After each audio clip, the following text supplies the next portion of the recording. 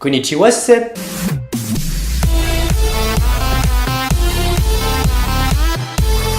Aujourd'hui, on va parler d'un animé que j'apprécie tout particulièrement puisque c'est celui qui m'a appris et qui m'a donné envie de regarder encore plus d'animés depuis mes débuts. Il s'agit de Toradora.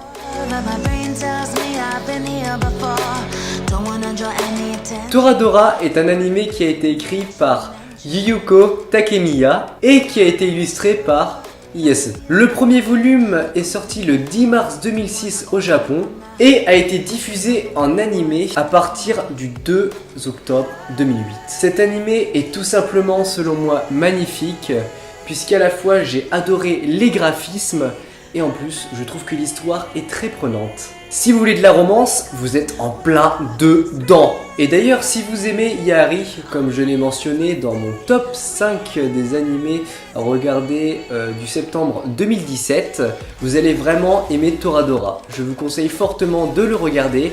C'est un animé assez semblable dans le même genre. Toradora est un animé qui joue beaucoup sur les émotions et vous allez voir que vous allez vite entrer dans le jeu de ces personnages. Laissez-moi vous donner encore plus envie de le regarder en vous le résumant.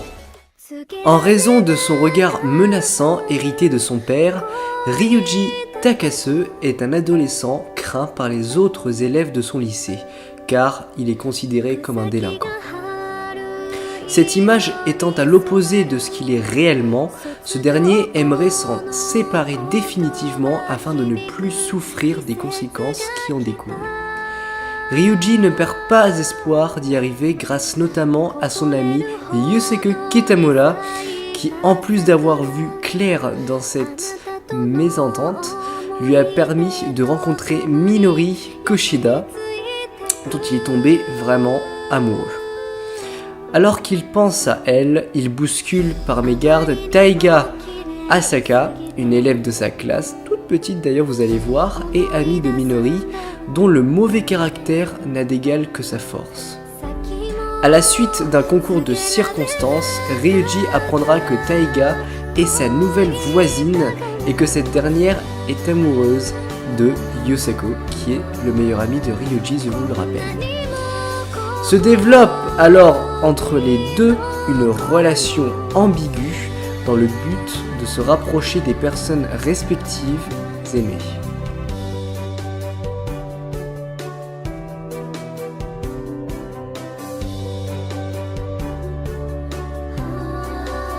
Je terminerai donc cette vidéo sur une note de 8.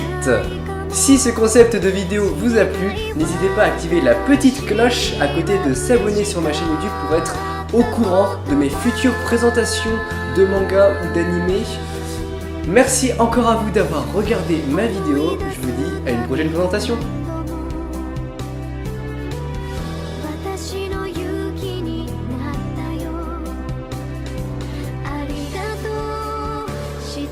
Bye.